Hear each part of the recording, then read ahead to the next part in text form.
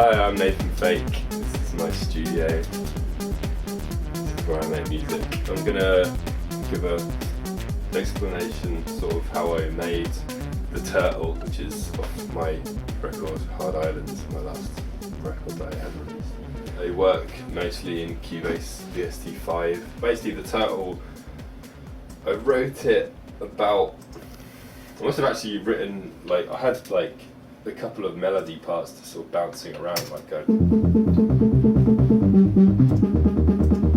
Basically like had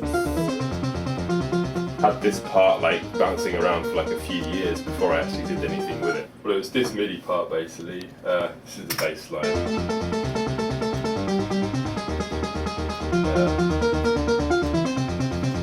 Again, it was written like sort of intuitively, sort of writing in the notes and stuff. This is quite a tight melody. This all like quantized 16ths, as you can hear.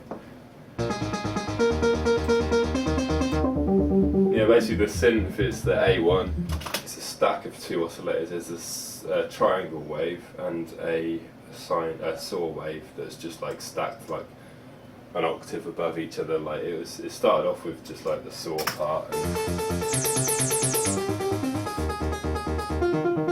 and then like the triangles underneath it just to warm it up a bit. Like, also give it a bit of a wider sound because there's an octave apart, so it makes it sound a bit more thick or something. With that bass part for the turtle, basically it's dry. It's completely dry as it is in Cubase, but I was basically recording it into Cool Edit. Yeah, so I was.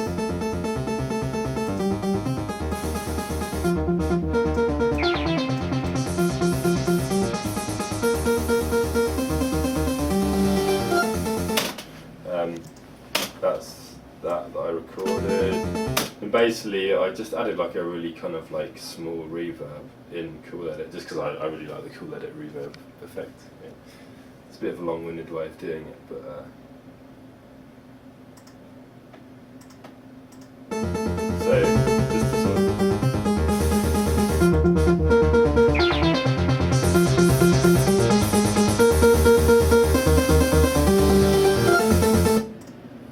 So this is like a nice, that just widens it a bit, and obviously you know how reverb works, doesn't it?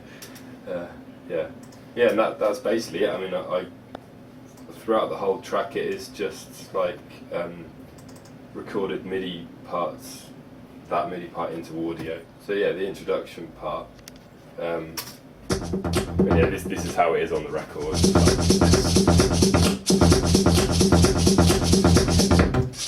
Basically, yeah, there's like just a few drum parts going. There's a bass drum. That bass drum I made in Cool Edit basically was just a sine wave sweep, really, just like laid into the audio track. This is a shaker. That's basically like I had like a salt shaker basically. I was just shaking that and recording it, and it's like. It's double tracks, stereo, yeah, like two separate shaking, like one left, one right, and yeah, just overlaid basically, looped. There's like a finger clicks as well, which is.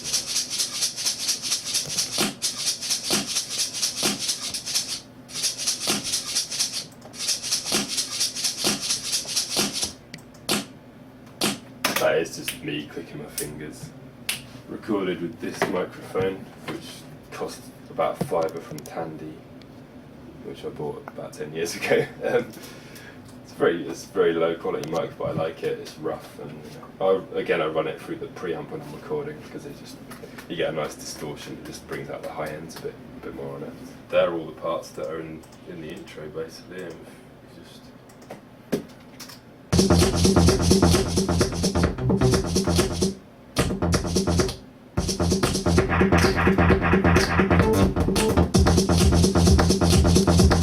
There's just another bass drum coming in there, a 909 kick, which is recorded from the Boss drum machine again.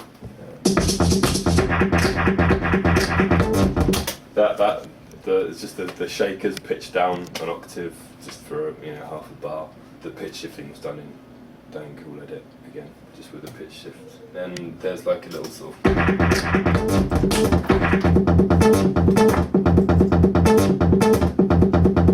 that's just like chopped up audio of the bass part. After that bit, there's another bass drum part comes in there. Basically, yeah, there's not a lot else that happens for the first minute or so.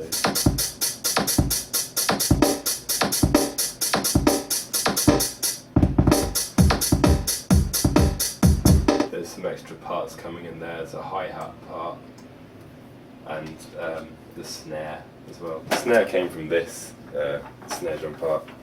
Batteries are dead on it, so I can't show you unfortunately, but it's just like there's a rock kit sound on this, and it's just the snare. So, the hi-hat was sampled from a rock track, just a drum loop, and I just took out like, well, I can show you the loop actually. That's a loop sampled, and it was basically just, you know, hi-hat from there. And then there's also a couple of extra little percussion sounds.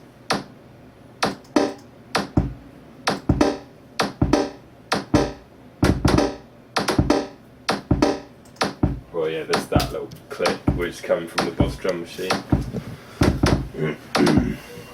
Yeah, it's the high Q sound from this, and also the 808 bass drum, just edited in Cool Edit, just sort of EQ'd and like enveloped quite a lot. So just a little secondary drum sound. And there's a few little edits, just in like, you know, little drum fills.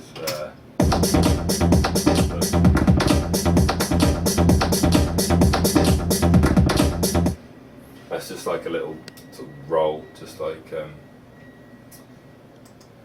30-second notes. Just brrr. Yeah, I'll do all those. I mean, you can get like plugins that sort of do like that for you, but I think that's a bit pointless. You know? Like, I like to do everything just by hand. I mean, I guess most people do, but I know you can get plugins that just do that shit for you. But the bass part is like side chain to the kick, just a little bit, but like, yeah, just to give it a bit more punch, you know, the usual.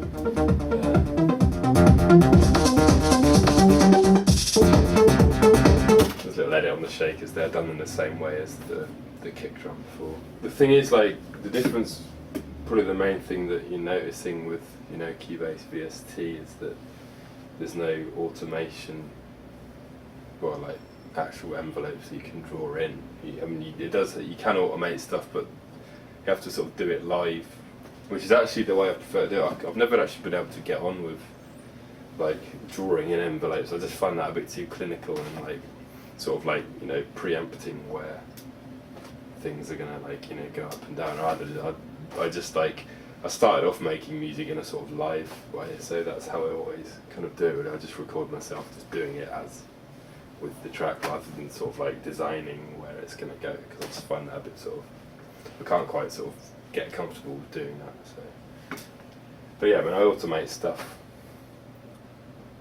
in Cubase, sometimes just by sort of playing with the parameters and that while it's recording. But other times I just sort of record it onto tape quite a lot actually, just to sort of get the sort of distortion or just the sound, you know, or I'll just record it into Cool Edit and, you know, stick it back into the computer later. I mean, there's not a lot else happens until the next synth part comes in. I mean, there's like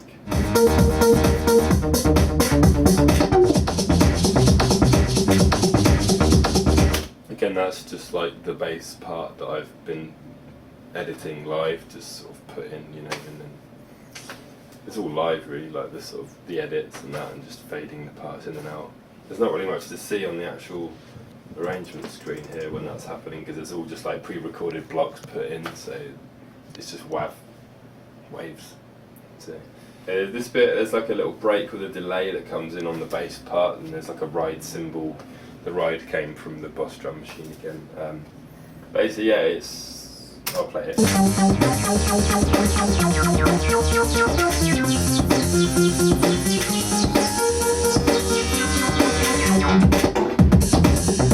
That's like a tape delay. It's the MDA dub delay effect. It's just a really simple, you know, bendy delay.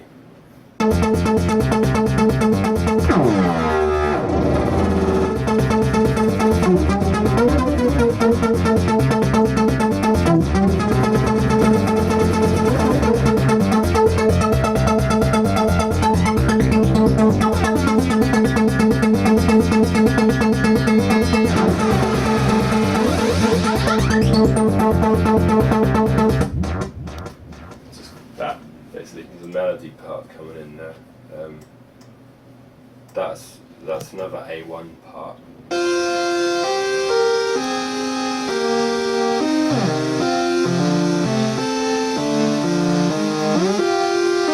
Yeah, it's A1. It's just a just a saw wave, nothing special at all. It's just got a bit of white noise over it as well.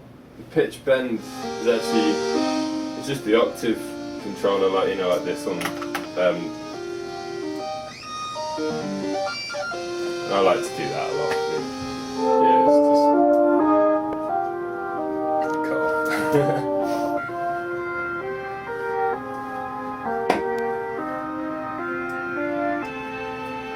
A few edits in there as well, just little like drills. Yeah. Yeah, and then basically it just runs out from there. It just rolls out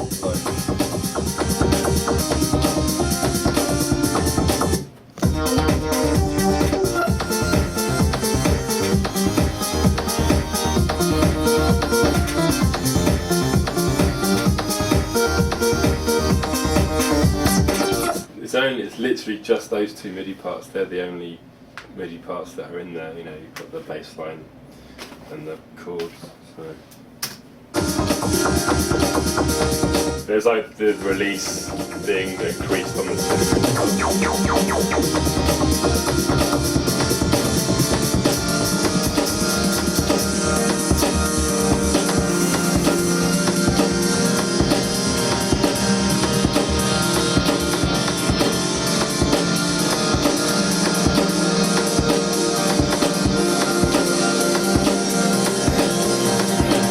So here there's like a reverb part that's coming in. So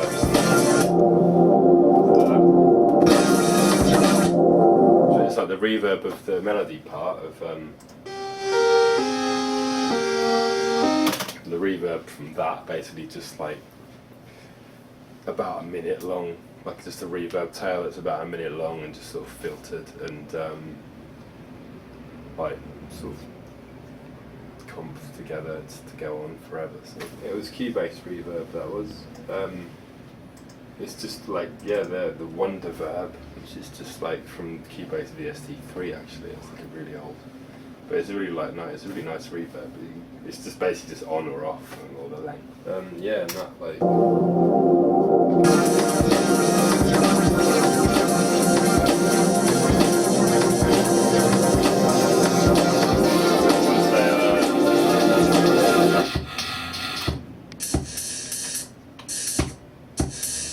Pitch shifter on the slide cymbal there.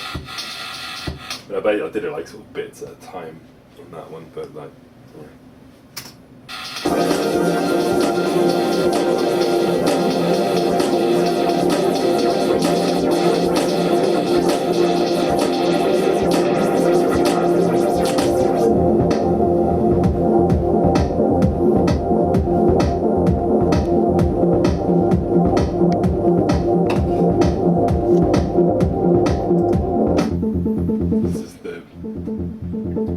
bass part again with slightly different notes, but yeah, done the same way as before. There's that and the reverb part, just sidechain to the bass drum again.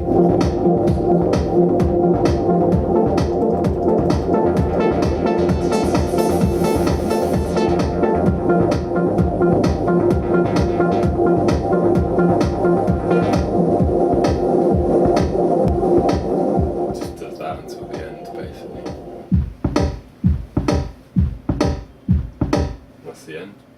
Obviously I mix it like while I'm, you know, this is the mixer here.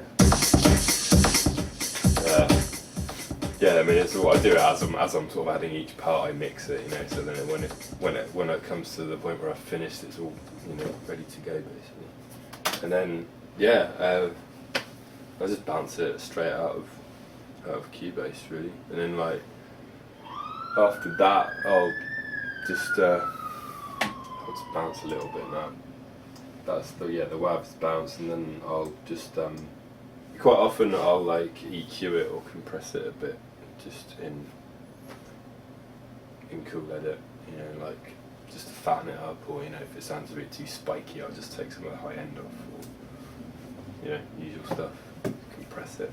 I like but I quite often use the compressor, just like compressor plugins in Cubase, like on the master or something, or just on the master track on Cubase. I'll just put like a limiter or something, or the compressor plugins on Cool Edit as well.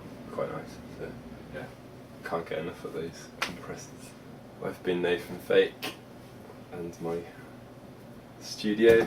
Thanks for watching. Hope you enjoyed it. Yeah. Good luck with making music and stuff.